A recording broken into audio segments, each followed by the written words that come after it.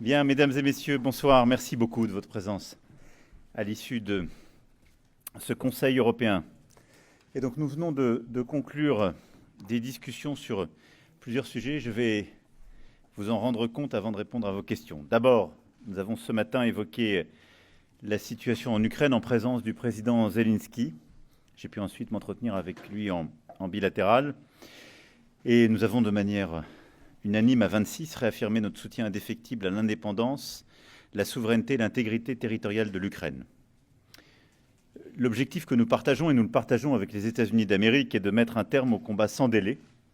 Et à cet égard, il doit être clair que toute négociation sur un cessez-le-feu et une paix en Ukraine devra se tenir en présence de l'Ukraine, que les Européens devront être associés dès lors que la sécurité de notre continent serait évoquée.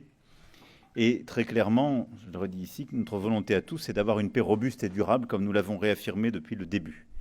À ce titre, les annonces récentes du président Trump vont à nos yeux dans la bonne direction, qui ont permis de dire très clairement la réalité de la situation, c'est-à-dire une Russie qui ne souhaite pas de manière véritable la paix, et ont permis de resynchroniser l'agenda européen et américain sur la question ukrainienne. Nous avons tous partagé aujourd'hui également dans nos conclusions notre volonté de poursuivre le soutien financier immédiat et de long terme à l'Ukraine comme étant notre priorité. Et nous avons donc donné mandat à la Commission de travailler en lien avec aussi nos ministres et nos trésors sur les différentes modalités techniques pour financer cet effort. Vous savez qu'il y avait plusieurs propositions qui avaient été faites avec des débats, et on pourra y revenir s'il y a des questions autour du respect du droit international auquel nous tenons et du partage du risque sur des propositions qui avaient été faites par la Commission.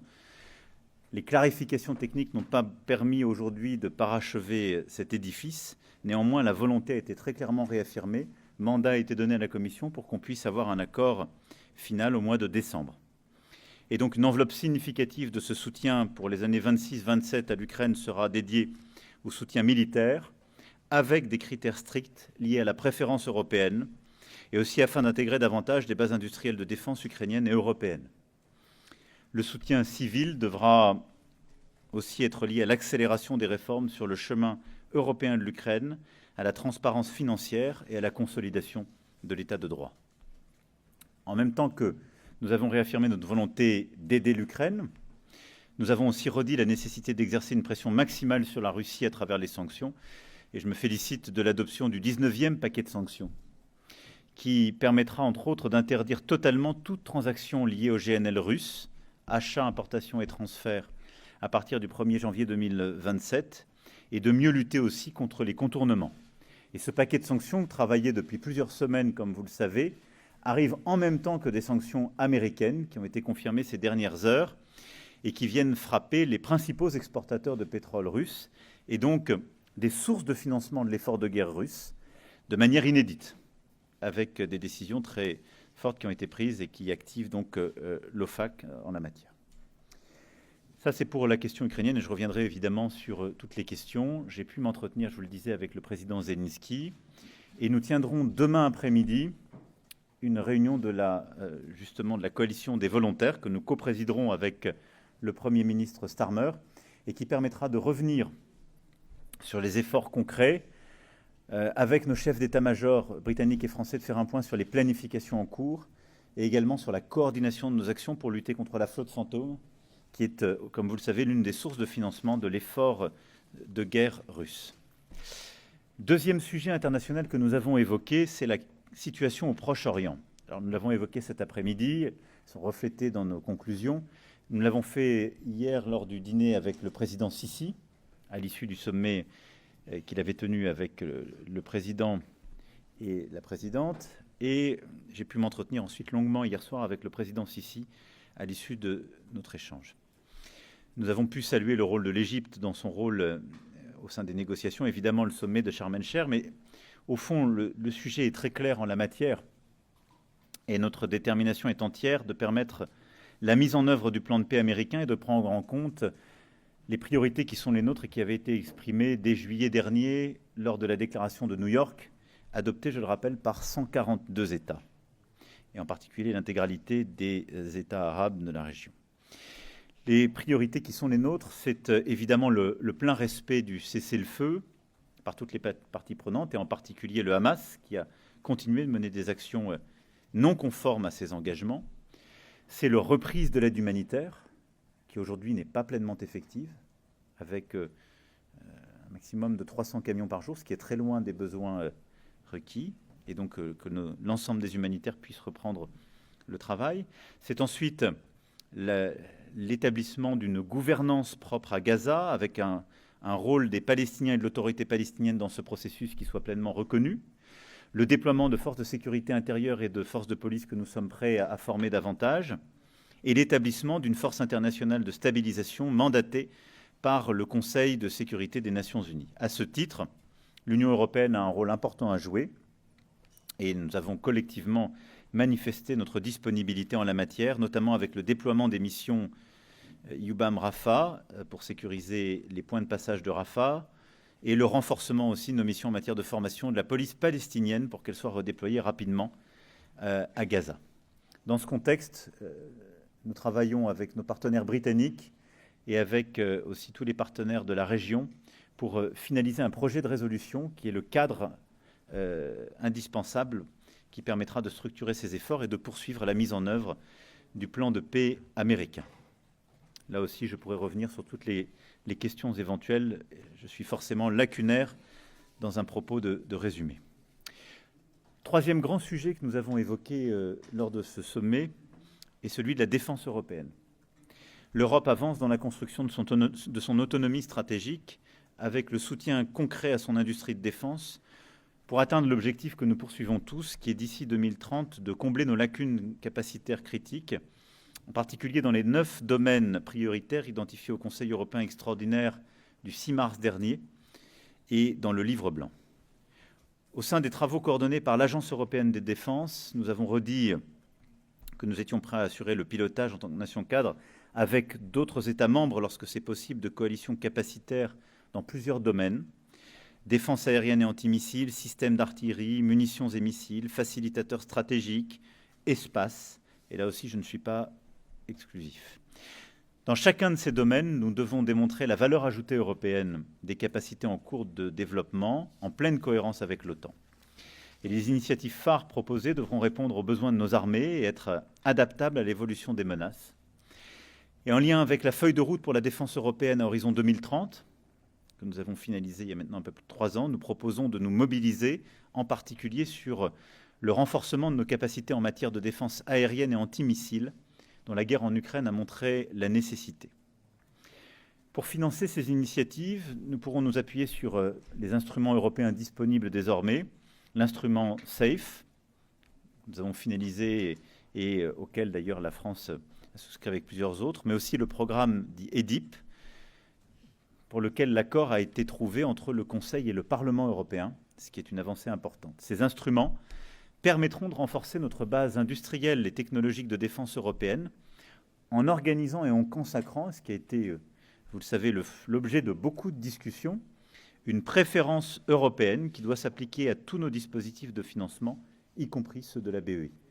Et nous tenons beaucoup à cette préférence européenne, non pas pour que ce soit une exclusivité, mais parce qu'il y a déjà beaucoup de programmes qui permettent de mobiliser des financements européens ou des financements nationaux pour des capacités non européennes. Mais il est essentiel, quand on parle d'innovation ou de capacité pour notre défense, si on veut combler nos déficits capacitaires, d'avoir cette préférence européenne. C'est ce qui vient corriger des biais qui existaient depuis trop longtemps dans notre organisation. Sur ce sujet, enfin, la gouvernance restera assurée par le Conseil européen, conformément aux compétences consacrées par nos traités, pour le suivi de nos priorités capacitaires et industrielles, et sur la base des travaux d'état-major de l'UE et de l'AED, enfin de l'Agence européenne de défense, pardon, et de nos ministres de la Défense. Et donc nous sommes aussi en train de consacrer une culture nouvelle entre nos ministres de la Défense qui seront amenés à se réunir de manière beaucoup plus régulière ensemble pour discuter de ces sujets. Là-dessus, c'est le fruit, vous le savez, de plusieurs mois de travail, mais nous avons bâti maintenant les instruments, la gouvernance et les axes pour avancer. Maintenant, la clé, c'est d'animer ces coalitions capacitaires, de mobiliser les États acheteurs pour donner de la visibilité aux industriels et de stimuler la production pour qu'on produise davantage et plus vite en européen. Enfin, on a tout un volet d'innovation qui est aussi prévu dans le cadre des financements. Et là-dessus, je souhaite qu'il repose vraiment sur les capacités technologiques et que nous assumions d'avoir un financement sur les besoins capacitaires qui sont les nôtres en termes d'innovation et en privilégiant des projets et en abandonnant notre vieille habitude, là aussi, du retour géographique qui crée par trop de l'inefficacité. L'autre grand sujet de discussion de ce Conseil a été la compétitivité, avec, vous le savez, des discussions qui sont menées sur la base des rapports Letta et Draghi depuis des mois, un agenda que nous connaissons maintenant et qui est parfaitement scandé. Sur la compétitivité, au fond, je vous en ai plusieurs fois parlé déjà, on a un sujet de mise en œuvre. On connaît les différents volets de compétitivité. La simplification de beaucoup de nos règles, et à cet égard, l'échec du vote d'hier au Parlement pour accélérer le processus doit faire l'objet d'un travail repris de manière apaisée et doit être resoumis en novembre. En tout cas, c'est ce que nous soutenons. Parce qu'on doit réussir à créer le consensus sur la nécessité de simplifier, d'harmoniser nos règles. Il faut resynchroniser notre Europe avec le reste du monde. On a aussi un agenda d'approfondissement du marché unique pour avoir une Europe beaucoup plus efficace dans tous les domaines, de l'énergie aux télécommunications, en passant par la finance, et donc de simplification de nos règles. À ce titre, le 28e régime que propose la Commission est évidemment très important. On a évidemment un agenda d'innovation. On doit assumer de financer davantage d'innovations de rupture, d'aller beaucoup plus vite et beaucoup plus fort, et de les financer. Ça devra se refléter dans nos priorités budgétaires à venir. Et à ce titre, l'union des marchés de capitaux est évidemment un chantier essentiel sur lequel nous avons réaffirmé notre volonté d'aller de l'avant. Mais il y a une accélération du monde ces derniers mois qui est tout à fait perceptible. Et elle vient au fond des deux côtés. D'un côté, des États-Unis d'Amérique qui sont beaucoup plus agressifs. Les tarifs qui sont mis sur nous, des secteurs qui sont aussi revisités, sur lesquels il y a une pression croissante, la pharmacie ou le numérique, et aussi un rapport et une évolution du change entre l'euro et le dollar, qui en quelque sorte double l'effet des tarifs en termes réels. Et ceci pèse sur notre compétitivité prix et sur beaucoup de secteurs. Nonobstant le fait que les tarifs américains viennent complètement rediriger des flux d'Asie du Sud-Est ou d'ailleurs sur le marché européen et ont aussi des effets indirects. Puis la deuxième chose, c'est l'accélération d'une tendance qu'on voit depuis la sortie du Covid. C'est une économie chinoise qui produit beaucoup, qui a investi beaucoup, qui est dans une logique, il faut bien le dire, de dumping assumé, qui ajuste le déséquilibre qu'elle a entre son marché domestique et sa production domestique en déployant des volumes massivement sur beaucoup d'autres économies, en particulier la nôtre, avec des déstabilisations massives et en plus de cela, des effets change. Face à ça, cela repriorise ce qu'il y a plusieurs années, j'avais appelé à La Haye l'importance de la sécurité économique et de l'agenda de sécurité économique. Et cet agenda-là, qui est un agenda de protection, pas de protectionnisme, mais de protection, est devenu encore plus prioritaire. C'est pour ça d'ailleurs que nous avons soutenu il y a plusieurs mois la décision de la Commission européenne pour protéger, pour restaurer une juste concurrence pour nos véhicules électriques. C'est pour ça que nous avons beaucoup poussé pour prendre des mesures de sauvegarde sur l'acier, le secteur de l'acier étant un parfait exemple à la fois d'une compétition inégale de la Chine, mais aussi de beaucoup de volumes venant d'Asie du Sud-Est qui étaient redirigés vers le marché européen dans ce nouveau contexte.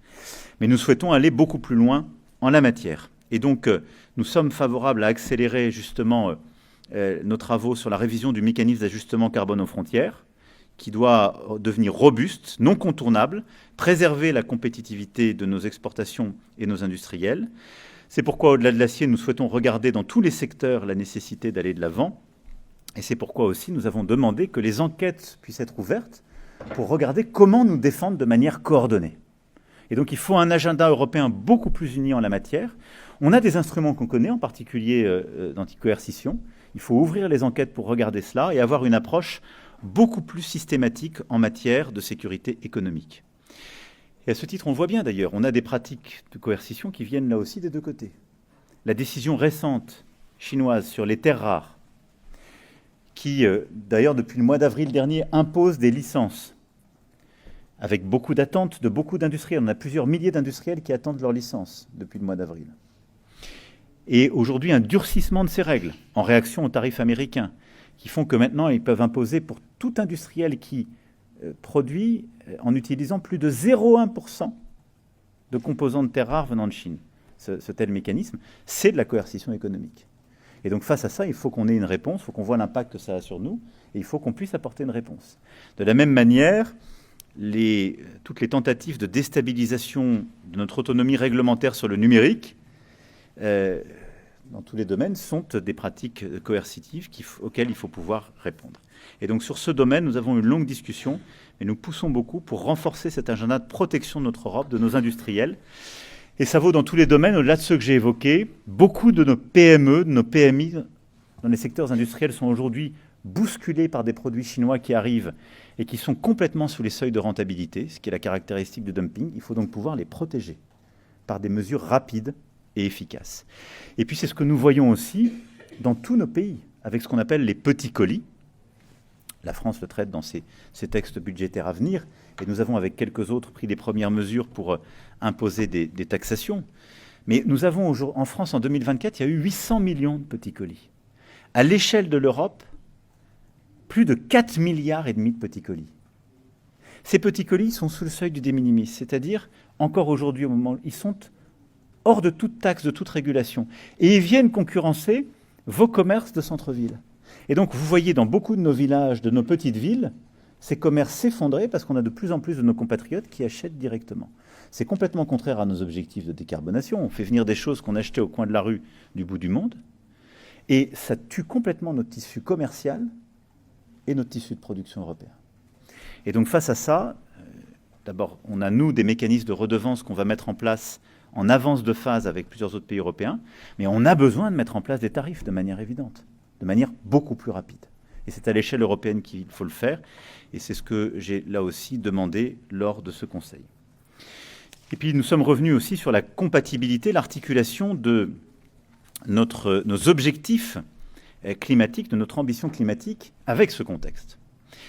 Et ce que nous devons continuer de poursuivre, vous m'avez entendu plusieurs fois ici le rappeler, c'est au fond un objectif de compétitivité, de souveraineté et de respect de nos engagements sur le changement climatique.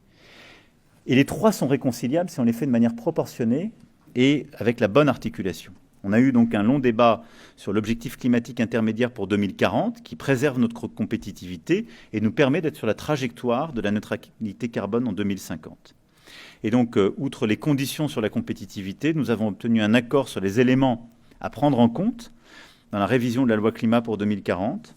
Reconnaître d'abord les incertitudes liées aux capacités d'absorption des puits de carbone naturels et technologiques, avec une clause de révision en 2030. Pourquoi ? Parce que, je ne veux pas être trop technique, mais entre l'objectif de réduction brute et nette, les puits de carbone jouent un rôle très important. Et il s'avère que les chiffres qu'on avait jusqu'alors se sont beaucoup dégradés. Nos forêts absorbent moins de carbone qu'avant. Et c'est un constat scientifique qui est établi. Donc il faut qu'on puisse prendre en compte cette évolution quand on parle d'un objectif net. Deuxième chose, c'est revoir le partage de l'effort de réduction des émissions entre États membres en suivant un principe coût-efficacité pour la compétitivité. Troisième point, c'est la possibilité, comme le prévoit l'accord de Paris, de recourir à des flexibilités, en particulier les crédits carbone internationaux de haute qualité, jusqu'à 5%. Et enfin, d'assurer le respect de la neutralité technologique à l'égard de toutes les énergies bas carbone, nucléaires comme renouvelables. Ces critères-là permettent d'avoir, pour nous, une stratégie française qui est totalement compatible avec les objectifs pour 2040 que nous avons au niveau européen et avec les éléments que je viens de vous dire sont compatibles avec nos objectifs de compétitivité. C'est aussi ce qui nous a permis d'articuler une position commune sur des secteurs stratégiques comme le secteur automobile, qui sont au cœur de nos ambitions stratégiques.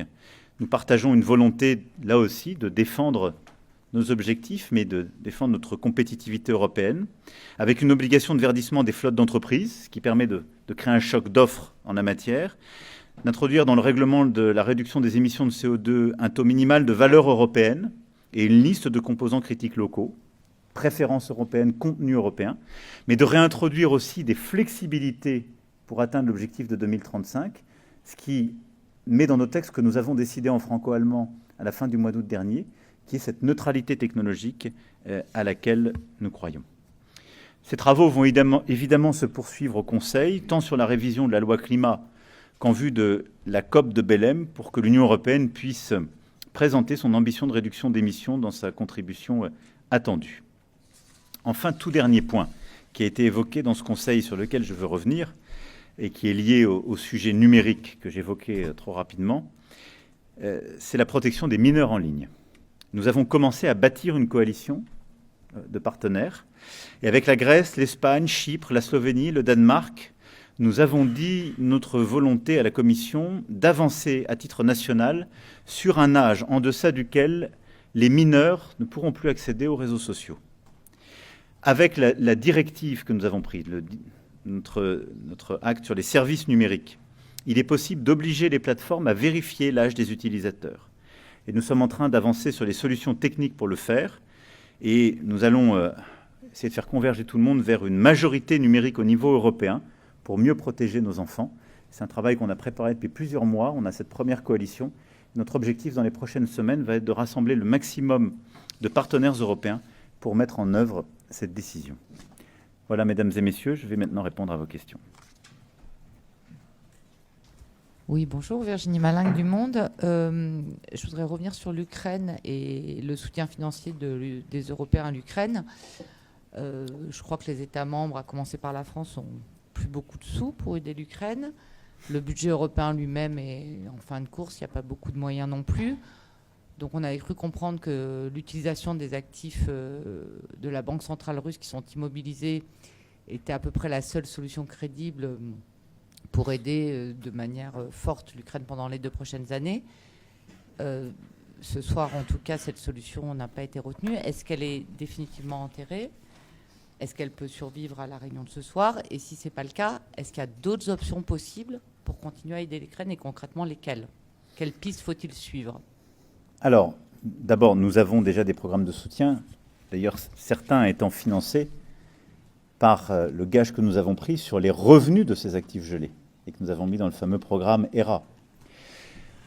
Donc on a encore ces voies et moyens. L'objectif qui est le nôtre, c'est donner encore plus de visibilité dans un moment où il y a des incertitudes sur le soutien budgétaire d'autres partenaires. Le constat que vous venez de faire à grands traits est juste. Et donc je pense que c'est quand même autour de ces solutions techniques qu'on a la principale source de financement à ce niveau. La discussion de ce soir n'a pas enterré la proposition qui a été faite par la Commission. Elle a simplement permis d'exprimer des questions techniques qu'il faut pouvoir lever.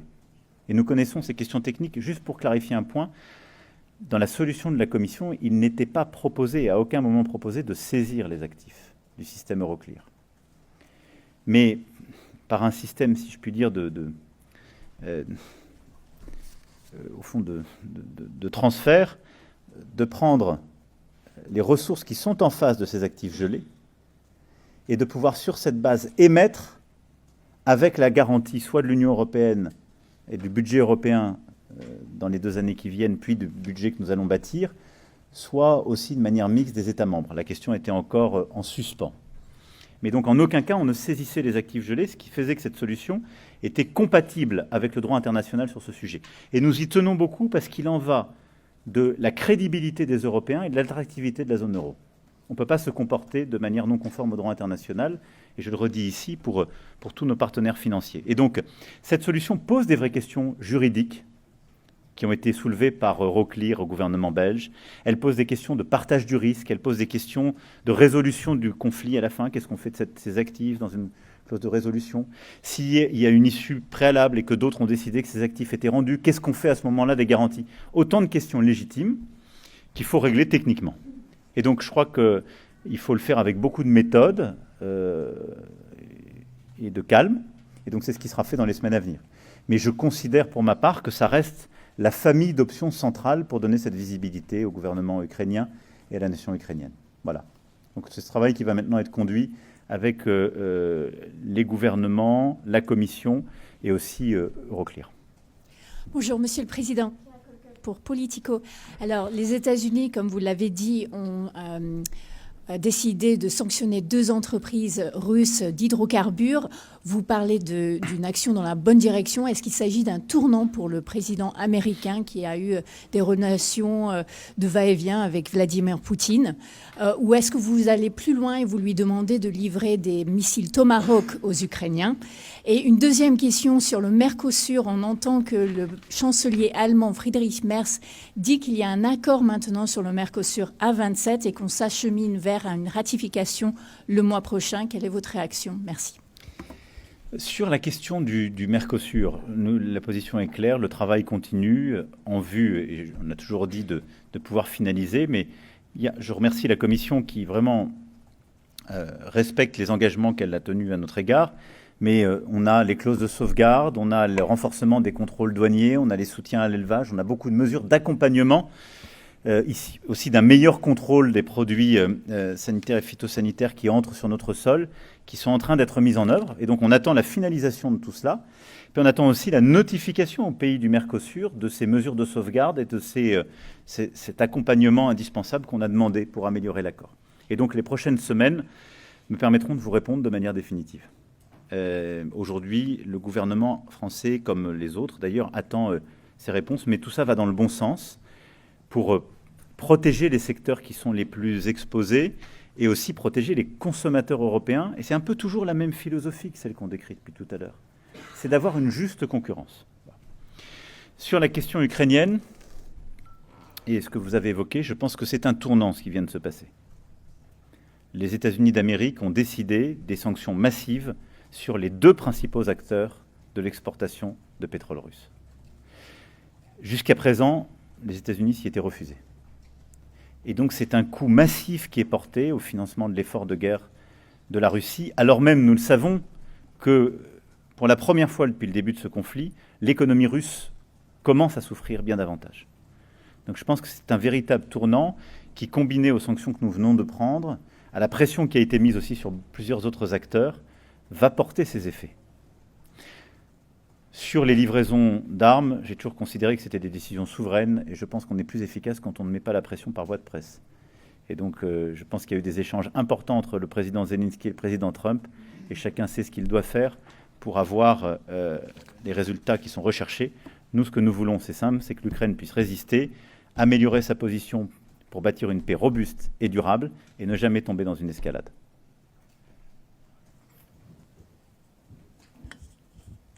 Bonjour, Laurent Gélin pour Euractiv. Vous avez expliqué considérer l'utilisation de l'instrument anti-coercition contre la Chine. Quelles pourraient être les premières étapes de cette mesure et quel accueil votre proposition a reçu de la part de nos partenaires européens, en particulier de l'Allemagne? Deuxième question, sur l'échéance 2035 pour la fin des moteurs thermiques, est-ce que cette date est intouchable ou est-ce qu'elle pourrait être susceptible d'évoluer? Merci beaucoup. Merci. Sur la question de la Chine, d'abord, nous avons toujours eu une position constante. Nous ne sommes pas dans la confrontation, nous ne sommes pas pour découpler nos économies, on est pour réduire nos dépendances. Et nous sommes pour engager un dialogue stratégique qui permette de traiter ces déséquilibres mondiaux qu'on est en train de subir. Il y a simplement une accélération, et dans beaucoup de secteurs, c'est la possibilité même des Européens d'avoir une production autonome qui est aujourd'hui questionnée. Donc personne ne peut ignorer cela. En mettant les chiffres sur la table, ce que j'ai invité la Commission à faire, ce que je nous ai invité à faire, c'est d'avoir une approche unie, ce qui n'est pas le cas aujourd'hui. 2, d'ouvrir l'enquête. On n'en est pas tout de suite à avoir des mesures, mais d'ouvrir l'enquête pour objectiver cela. Et 3, d'engager une discussion stratégique respectueuse, mais exigeante avec la Chine. C'est dans cet esprit-là que je compte moi-même engager les débats, mais je veux le faire de manière coordonnée avec mes partenaires européens, avec la Commission européenne. Sinon, qu'est-ce qui se passe? On nous divise. Et on dit à l'un, tu auras une usine ici, à l'autre, tu auras tel accès à mon marché. Et on n'utilise pas ce que j'essaie de pousser toutes ces dernières années. Nous sommes une puissance commerciale. Et donc, il faut qu'on arrive à organiser ce que vaut l'accès à ce marché de 450 millions d'habitants qu'est l'Union européenne. Donc, c'est l'ouverture des travaux et c'est l'unification de notre agenda. Là-dessus, chacun a écouté. Je crois pas. Plusieurs se sont exprimés. Vous parlez du chancelier allemand. Il a été extrêmement vocal sur la question des petits colis pour dire que c'était inacceptable et qu'il fallait réagir vite. Donc, il y a un alignement des vues et nous avons tous soutenu le paquet sur l'acier. Sur la question de véhicules, nous devons garder, au fond, 3 choses. Toujours dans le même objectif, compétitivité, souveraineté, climat.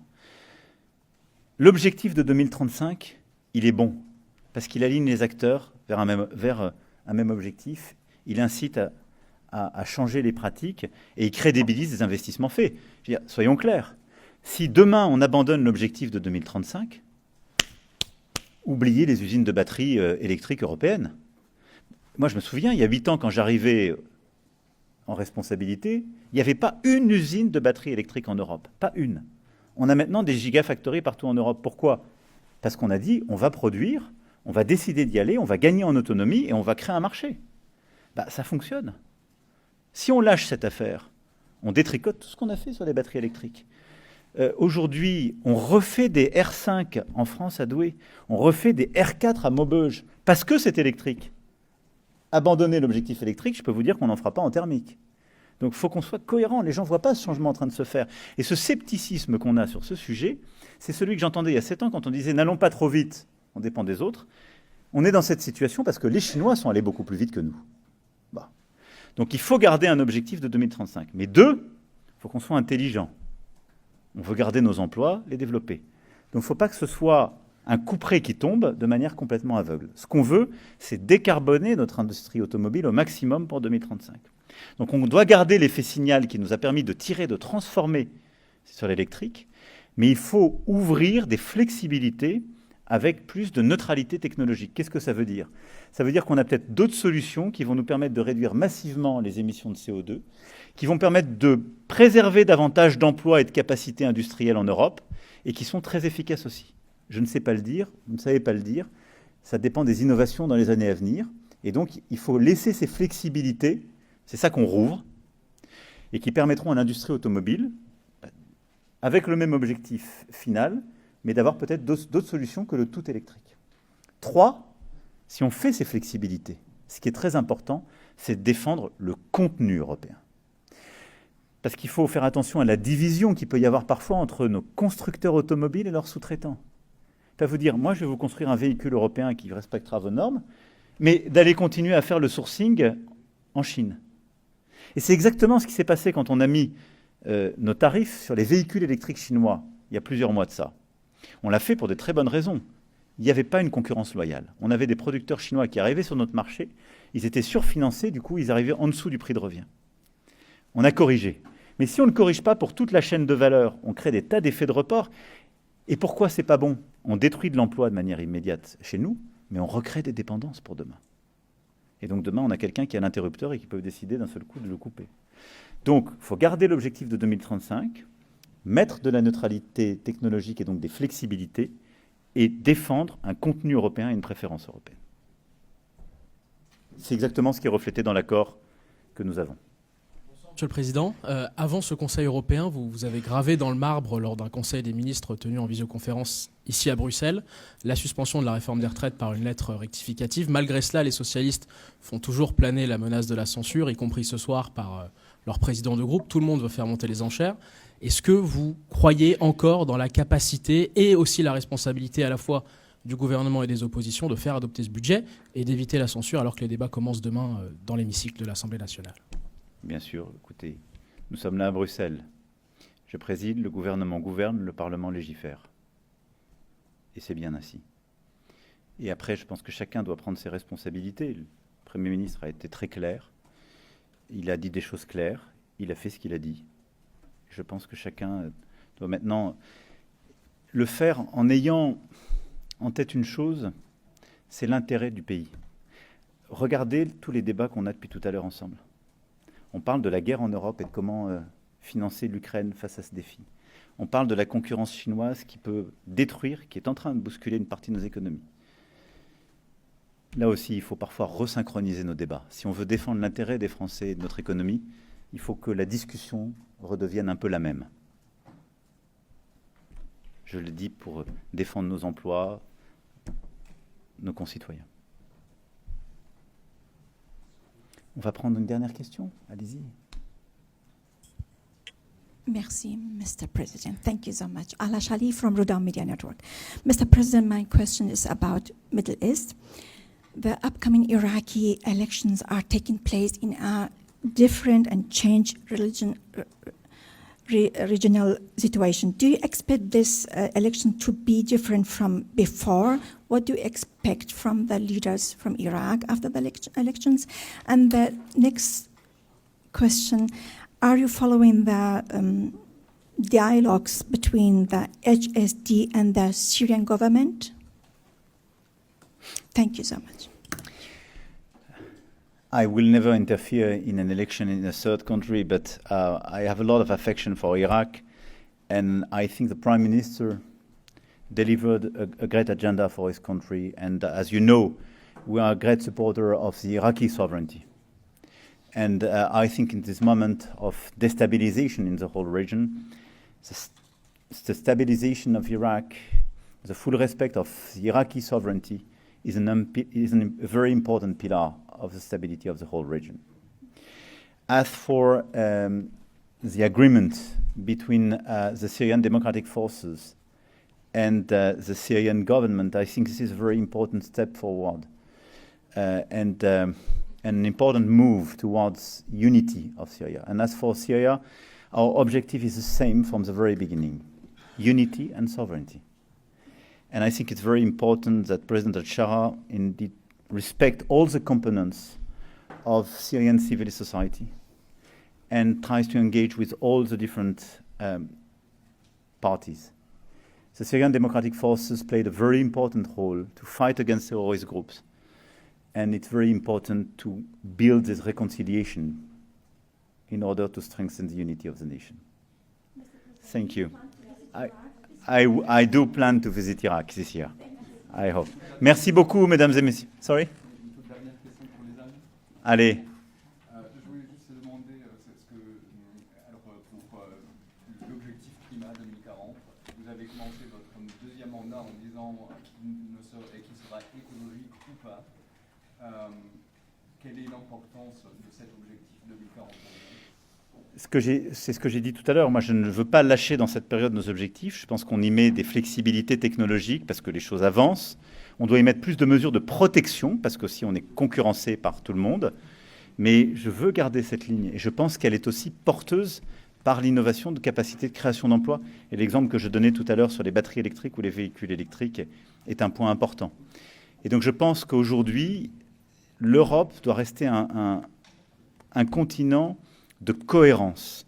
Elle doit beaucoup mieux se protéger, elle doit aller plus vite dans son adaptation, elle doit aller plus vite sur l'agenda de sécurité économique, elle doit aller plus vite sur la compétitivité, mais elle ne doit pas renoncer à ses objectifs.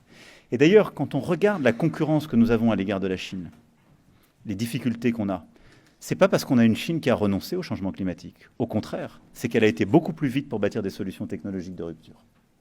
Et que nous avons été souvent trop lents. L'exemple de la Chine est un très bon exemple. L'autre exemple que je citais tout à l'heure, c'est quand on regarde aujourd'hui les problèmes énergétiques qu'on a en Europe, ce n'est pas un problème qui est lié au changement climatique. C'est une crise énergétique qu'on a subie liée à la guerre d'agression russe en Ukraine, qui était liée à notre trop grande dépendance à l'égard de fossiles que nous ne produisions pas, et qui a créé d'un seul coup un choc de prix qu'on subit. Et donc l'agenda de décarbonation de nos économies, c'est aussi un agenda de souveraineté et de compétitivité. Parce que le jour où on sera beaucoup plus dépendant avec plus de nucléaire, plus de renouvelables et des grilles mieux intégrées, on paiera une énergie beaucoup moins chère. Donc il faut rester cohérent sur cet agenda. Merci beaucoup, mesdames et messieurs. Bon courage et bonne nuit.